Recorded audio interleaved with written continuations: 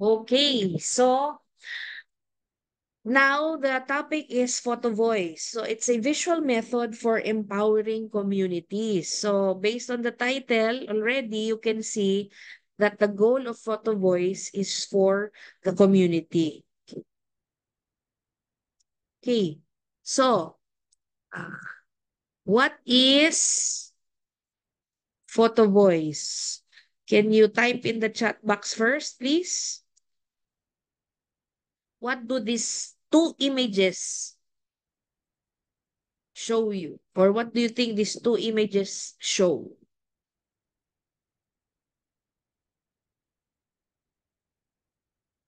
Hmm? Can you see that the images may, visual plus verbal? What else?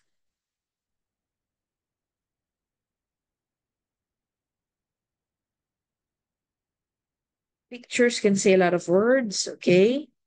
What else? Photosensor. Okay. Photography and narration. Okay. So the two images here, there's a camera. What does a camera do? It takes photos or images. And then the other one is a mouth telling a story. So basically, photo voice mean the picture that you take must convey meaning. Okay? So the images you take, when you look at the picture, it conveys meaning. So, why was I interested in photo voice? Okay? I this was in 2013, if I'm not mistaken, when I first experienced photo voice. So in my old school, I won't mention the name, we used to have this clay go policy, clean as you go policy in the canteen. And because we had a clay go, there were different trays, okay? So one tray for utensils, one tray for plates, one tray for glasses, one tray for leftover food. And every single time, whether it be breakfast or lunch, powering ang leftover food. So, in short, the problem was food wastage. Okay? So, we kept thinking, and this was the time na nauso yung Only Rice. Okay? So, I think it was Mang Inasal who started the trend back then, yung Only Rice. So, we had that also in the canteen. So, there were really a lot of rice that was thrown. Even the pandesal, it's may buong pandesal never eaten, it was still thrown, or something with a minuscule bite and then to still thrown. So you see, sayang. And then the admin then before thought of some to do something. What they did, so there were trays, right? Dun sa last tray for the food items, the one you should throw, she put a photo of kids eating next to the trash can. So, and of course, because we're doing research, we have to document this. So there, ano siya, we threw uh, we documented just 1 week from Monday to Friday, 5 days pala. Believe it or not, from a towering food wastage, minimal na lang yung food wastage in just that week that we put the photo. So, I think that was a successful thing and that picture conveyed a message to the consumers. Okay? Na madaming nagugutom and yet here you are wasting your food. There was no text, ha? It was just that photo. So for me, ay, ang ganda pala ni photo voice. So I fell in love with it. So there. Okay. So what is photo voice? Actually, photo voice is just a method, but the actual research design is participatory action research. Okay. When I had my training for this, they first discussed what participatory action research is. You know, as simple as the teacher asking the student to conduct, the teacher uh, giving a seat work to the students and then the students researching on the answer to the seat work, that's already a participatory action research. But I did not focus on that, although it's so easy pala. For example, if I ask you a question and then I ask you to research, we're already collaborating for a answer to the problem. That's already participatory action research. I chose photo voice because, there's an artistic side to it. I'll explain more later. Okay? So, it's a PAR, participatory action research, that combines photography and storytelling to give voice to marginalized communities. So, where is the thing again? So, photography, taking pictures, and storytelling. Whose story? The participants. Okay? And then, who gives voice? This one. Your goal is to give a voice to the participant story. Okay? So, what's the purpose of Photo Voice? To empower individuals to document their own, again, personal experience, subjective again, and then raise awareness about issues and then advocate for change. So, therefore, if there's a problem, this is a good tool for you to communicate it, especially if you want to advocate change. Who can allow change? Who can make change? Of course, policymakers, okay, in your institution. So, sino yan? The heads, the administration. So, therefore, your audience will always be the administration when you make a photo voice. Okay? So, again, I'm now training you how to do photo voice. The first step is to train the participants. Okay? So, because it's photo voice, you just can't simply tell them, give me pictures. No, you have to train them how to take artistic shots or correct photography. Okay? So here, equipping participants with the skills to use cameras and tell their stories effectively. Okay. So, what are the trainings that we will do? The camera operation, not so much, but how to take pictures, yes. Why? In the olden days, the original photo voice in 1987, not everyone had cameras. So if you wanted a photo voice, you as the researcher will provide the camera. But now, everybody has a smartphone with camera. Therefore, no, they have their own cameras. Okay? The composition, what are the contents of the photos, the storytelling techniques, how they will tell to you the story or the description of the photo, and then ethical considerations. Why? The uh, photos may capture people, right? And the ethics, lalo na if marginalized people, the rule is cover ang eyes or blur the face. That is why if you want to, but of course, you can't really appreciate the photo if it's blurred already. So, for ethics, you have to produce what we call a media release form. Wait, I'll type it again in the chat box.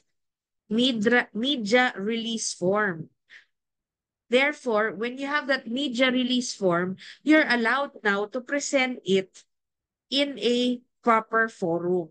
Okay, no need to blur the picture, no need, because they've signed the media release form, which serves as your consent. Okay? So ito na, this is how you train them. Okay? Make sure when they do photography, the goal is to make people understand what the picture is trying to say. Okay? So, meaning, you have to teach them na the pictures they're taking pictures of are communicating, or can be communicable to you. Okay? So, reality means it's actually happening. Real. You take a picture as is. It's real. When we say orchestrated, ayan, like that one. You're telling, smile. Yeah. They're not really smiling, but you made them smile. Okay? Or symbolism. So all three pictures are trying to tell you of happiness, of smiling, of laughter. Okay? Okay. This is the other technique.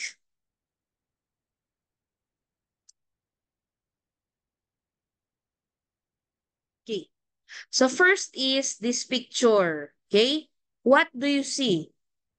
What does this photo make your eyes, where are your eyes drawn to in this picture? Is it the tree? Is it the rail tracks or that person? Okay. So yes, it's the man. Because yeah, that's what lines do. It makes your eyes shift your gaze towards the center. Okay, that's lines. This one is a photo of a dandelion. This one, the technique used is contrast. So are you focusing on the darkness or the dandelion? Of course, you're looking at, I'm assuming, the dandelion, right? Okay, so that's contrast, black and white. Next, point of view. What does this picture make you look at? Are you looking at the leaves, the sky, or the sunflower?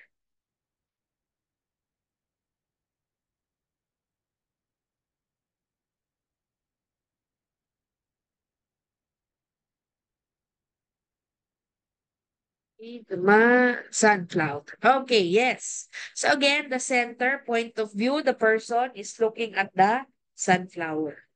Now, this is a frame. You're not asking people to look at the frame, but rather what's inside the frame. That's framing. Okay? Okay, so negative space. You have here the desert. You have here the sky. What does your eye look at? The tree, right? Tama ba ako? Sa puno tayo nakatingin? So that's the beauty of negative space. Then here, rule of thirds. You divide your photo into three. Okay? One, two, three. The leopard is on 1/3 of the photo. So still, there's a big image, but you're still focusing on the leopard. That's rule of thirds. Proximity. Who are you looking at? The two men or the Eiffel Tower?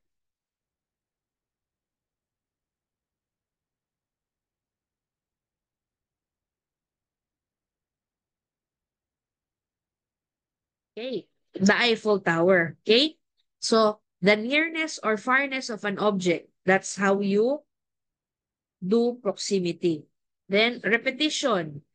If you look at it closely, there's a pattern of windows. It's repeated in nature, but they're different colors. But just the same, it's repetitive. So you're looking at the pattern.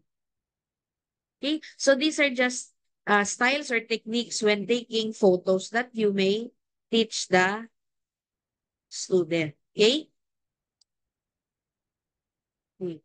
Okay, let's do an exercise. What does these photos tell you? Let's go to the first photo. Sa chat box, please put down your answer. So, sadness, ano pa? Sadness, sad, sad. Emotion, pain, okay, hurt. Ayan. Okay? So, tear. Okay. So, tama ba ako? Um, it conveys meaning? Yes. This little boy holding a spoon and fork, anger. Hungry. Ano pa? Hunger. Pwede bang hunger na HA? Hungry na angry? Okay? So, yes. So, hungry and angry kasi he's looking like this. He has spoon and fork and an empty plate. Therefore, he's hungry. Okay.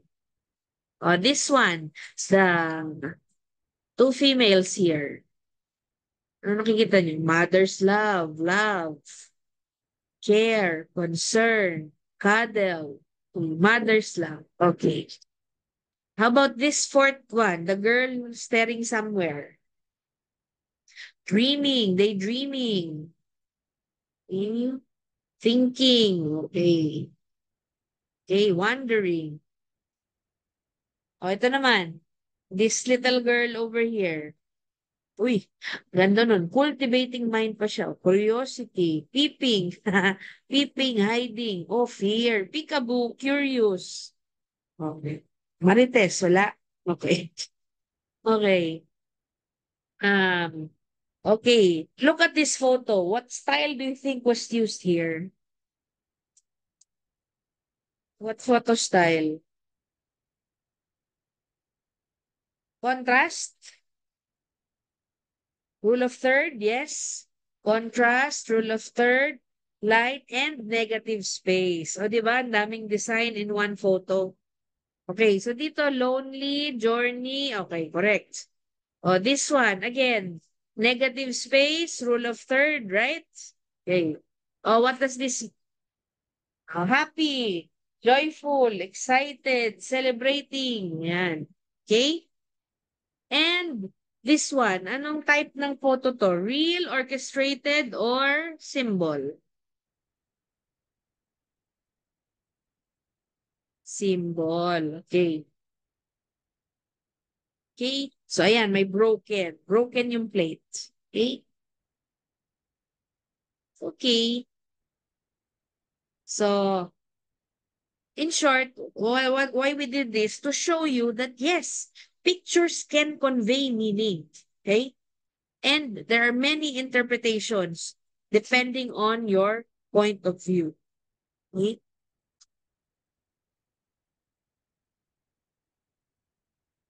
Okay. So, next. Step 2, photography. Start na. You ask them, take as many pictures as you want regarding the topic. Only photos. Okay? Before kasi, limited. Why? Because the camera only had film. So, depending on the number of film left, that's all the photos you can take. As opposed to cell phone, you can take as much photos as you want depending on your memory. Okay? So, the participants will now take photos. You ask them, please take a photo of your experience as uh, yung kanina, what was the title of the other one? Uh, a child who's yung nursing with a child. What was your title, ma'am? Kung maalala yung title niya. O basta yun. Yung child ang pagbuhunan mo ng picture. Yan.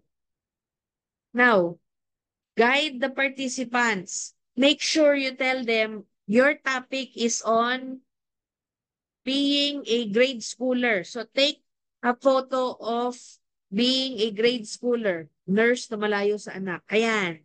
So you take a photo of your experience while your mother, who is a nurse, is far away. Okay? Step 3, storytelling. Okay? So, again, we can use FGD. Okay?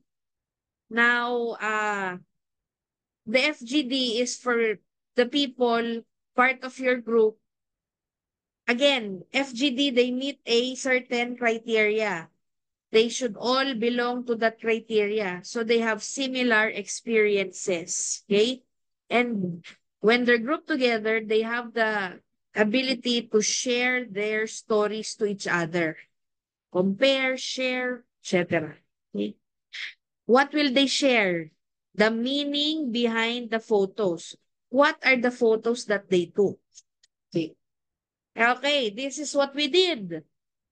When I was being trained during the workshop, we were given three tasks. No, we were divided into three groups. One was assigned to adults, one was assigned to high schoolers, and one was assigned to LM. So I was the luckiest because I got elementary. Okay? So I was here, I'm explaining how to do the activity. Okay? And now, FGD, so first, you individually explain to them what to do, right? Individual. Okay? And then, you also ask them to select the top photos that they like. And then, when you're in a group already, you again explain to them and ask them, show them all the photos that were taken, and then ask them, which photo do you like more? Okay.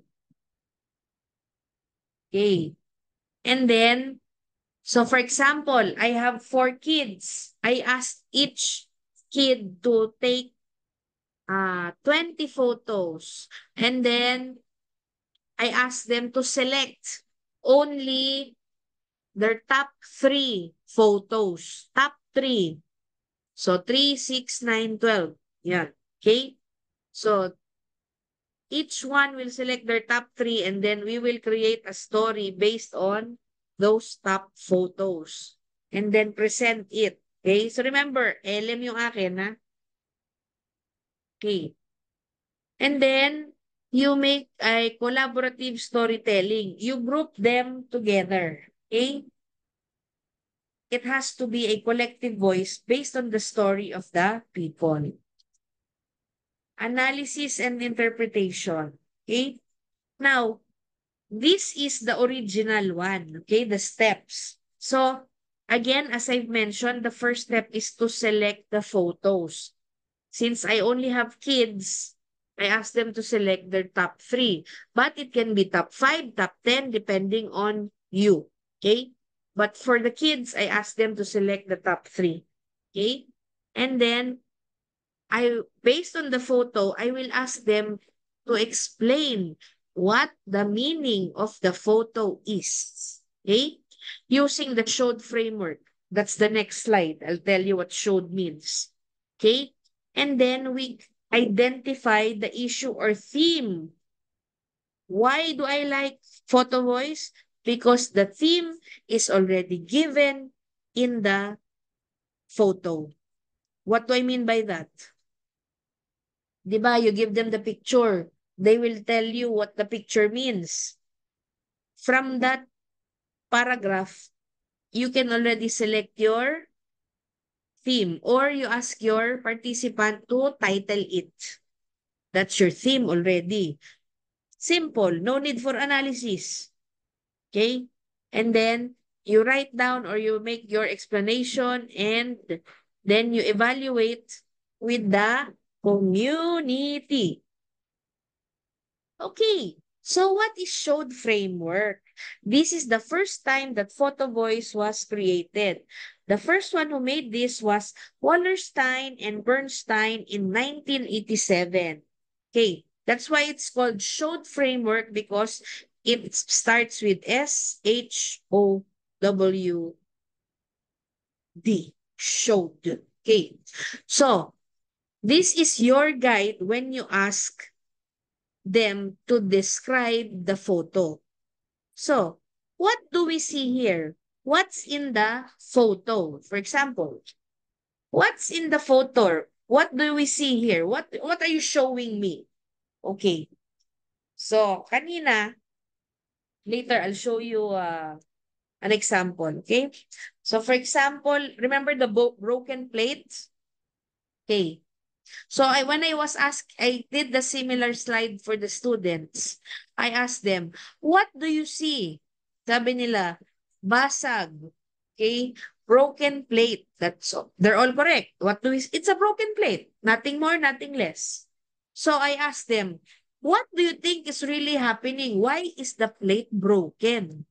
And then, kids, very imaginative. They said, nag-away si mommy and daddy. They broke the plate. Okay. Okay? So, who gave you the analysis? Was it you? No. It's them. Okay? How does this relate to our life? So you ask them, so what do you think? Why is it broken? And how can you help with that problem? Is that a problem? No. So you ask them, when you see a broken plate in your house, is it a problem for you? Yes, I am sad because mommy and daddy are fighting. O yun. So that's question number 3. Number 4, why does this problem or strength exist? Not all the time is it a problem. It can also be a strength. So it could be good or positive.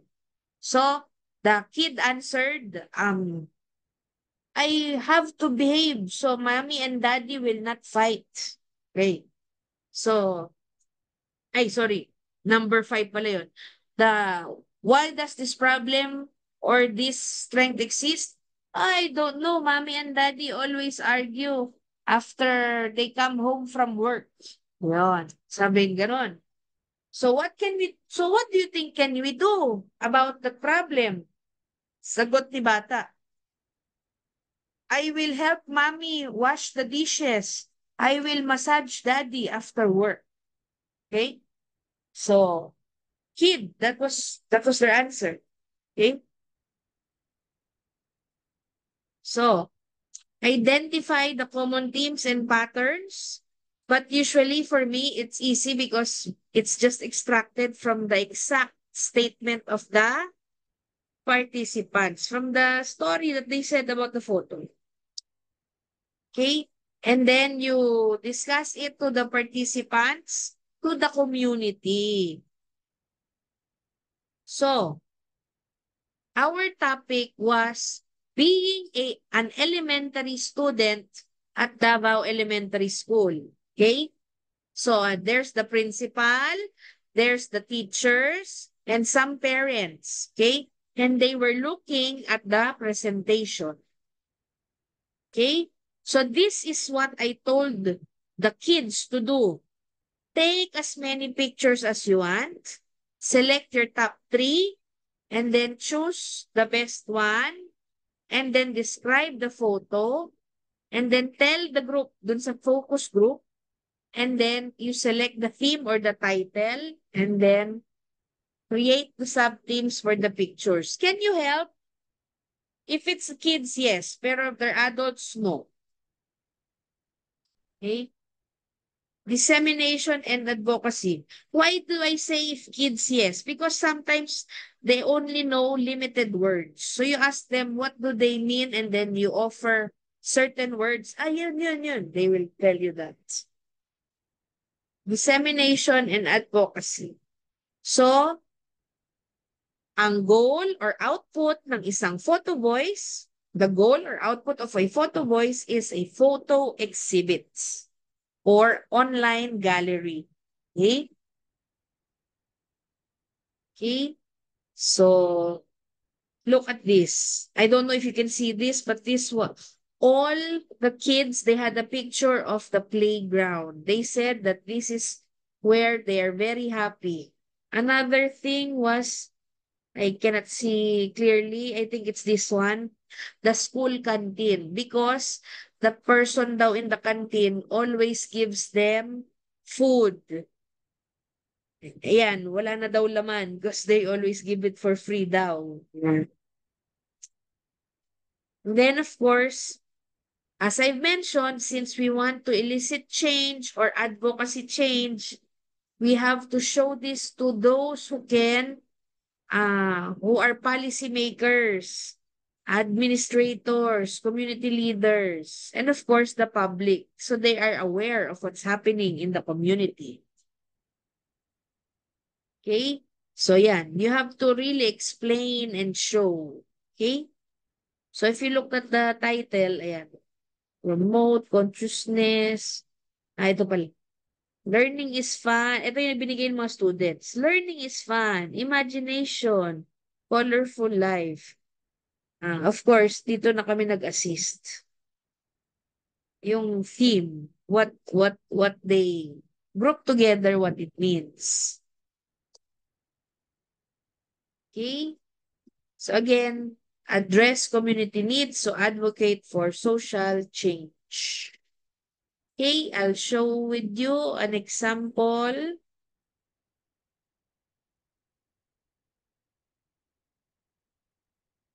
Okay, so first, okay, so this is my own. Um, I did this when I lost my first child.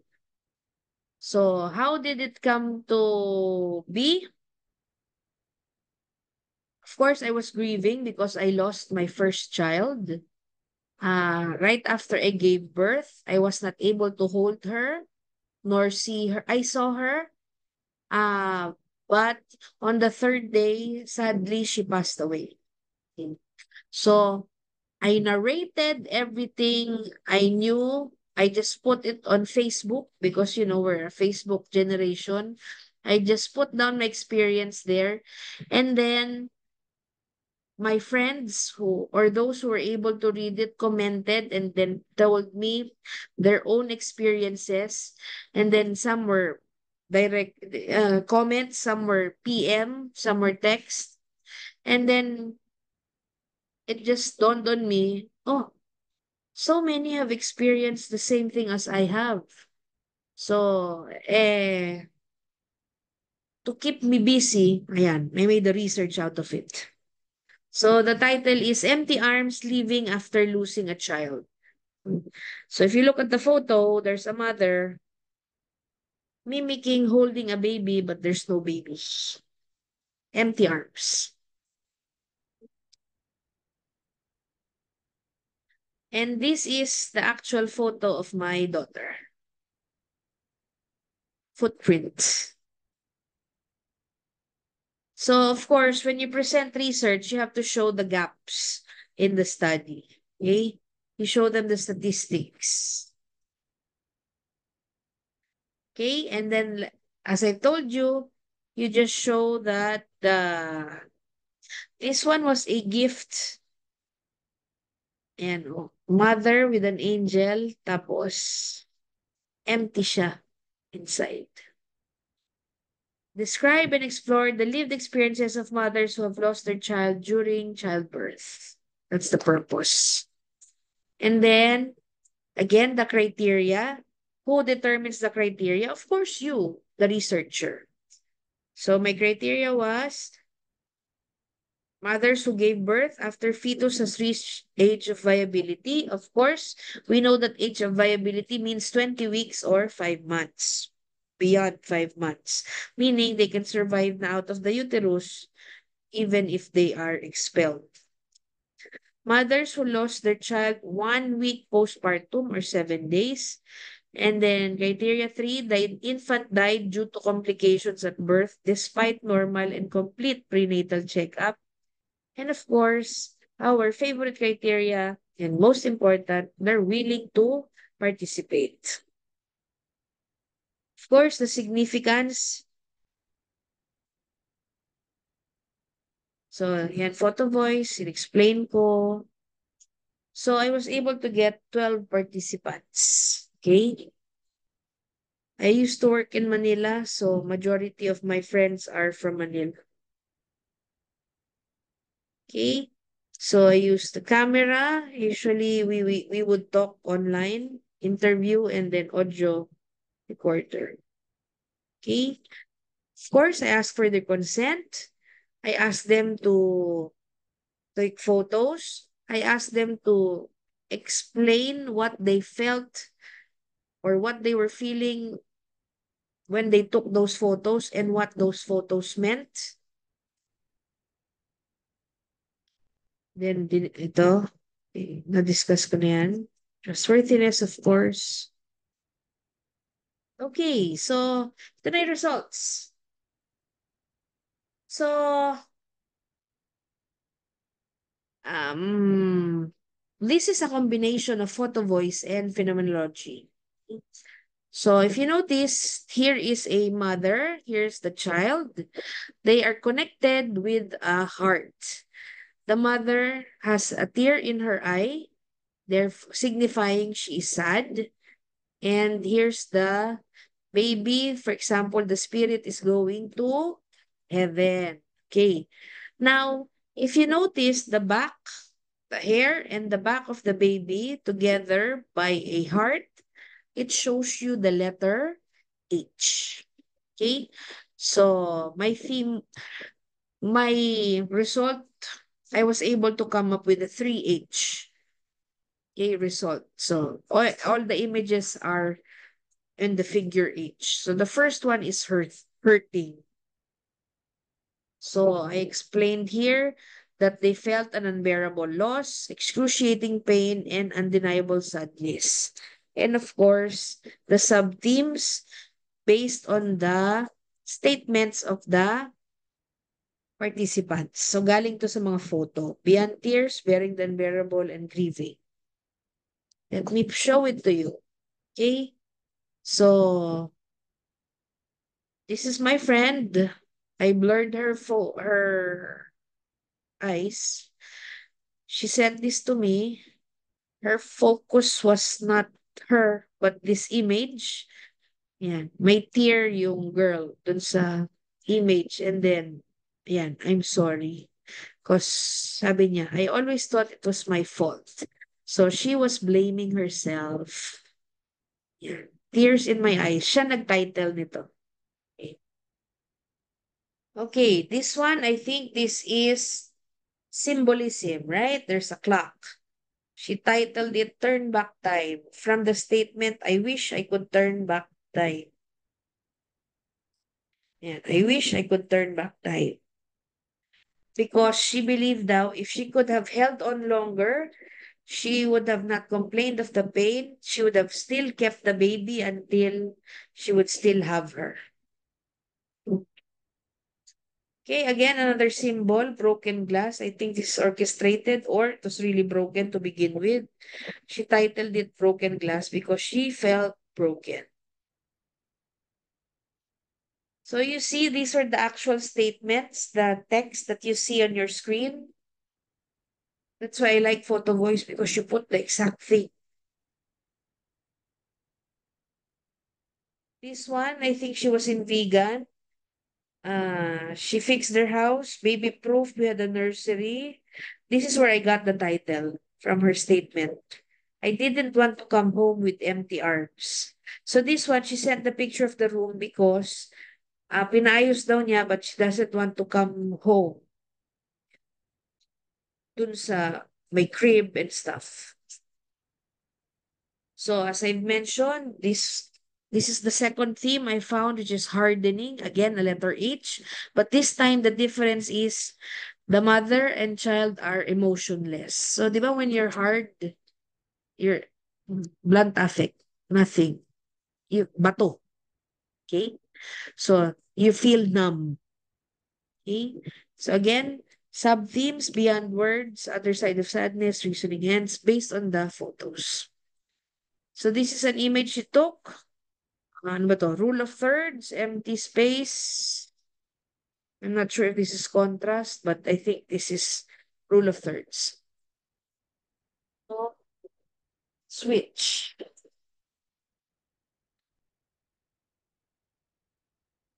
Switch. So, like the switch, she said that they hope that they could switch her feelings on and off. Sometimes she was happy, sometimes she was crying. This one, sunset, because I lost my light, sabi niya. To, gate ata nung bahay nila. Yeah, she felt locked away. I was distraught, restrained. Ay, sinabi, di ko na-blur yung name. I died with her. This one, post CS. And Sabi niya, I came home, I still had the scars, the stretch marks, the pain, yeah, but no baby. Then my last and final theme is healing. Again, vacuum H, but this time there's still a tear. But if you notice, the female is smiling, and then the baby again has attachment to heaven. Moving on from the grief of losing a child, softening the grief, moving on, and surviving. So, this is her. She put a collage of everything. That's a photo niya. But she's smiling because she was pregnant again. And I'm 5 months with their second baby. I will be strong for this. That's why she's smiling again because she's pregnant. Then surviving the pain. Ayan, they have their child already. Okay. People always help me look at the bright side of things. So I'm not sure if the focus is the family or the son, but I think it's the family. This is the rose that she always puts on the tomb of her daughter. I visit her, pure love, special, pristine, just like she is to me. Moving on, it's not so painful anymore. This is in Malate because I used to work near there. Okay. And the tree, I think they're referring to the tree. If you've been to Malate, this is the corner sa Rojas. Inner peace and strength. Okay, and then, ayun mag-click. Sa conclusion, if you noticed, di ba si Dabda is stages of grief. I was able to create my own process of grief, which is the 3E. Hurting, hardening, healing. So that's my output, right? And then the recommendation is because tayong nurses, sometimes we are unaware how to support someone who has lost. Sometimes just being there is enough. You don't really need to say anything. So the worst thing you can tell someone who's experienced loss is, okay lang yan, malalagpasan mo lang. Malalagpasan mo yan. You can never say those words until you yourself have experienced this. Okay? So there, that's an example of photo voice. Any questions?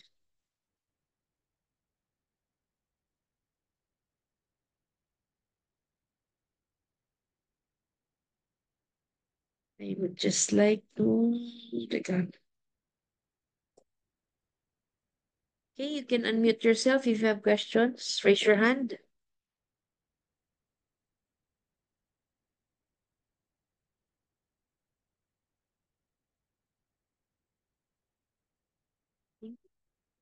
No questions?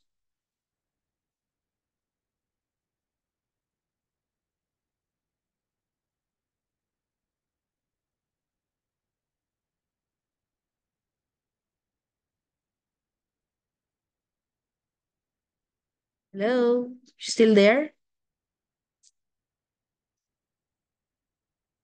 Oh,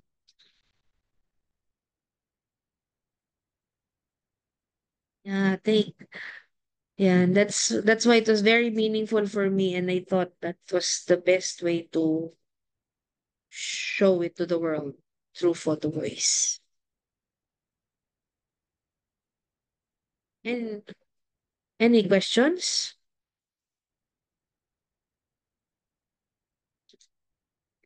Okay.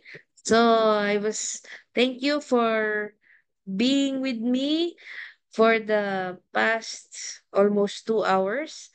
Uh, please switch on your cameras. I'll just take our photo. So when you decide your title, I hope you choose either Feno or Photo Voice. Okay.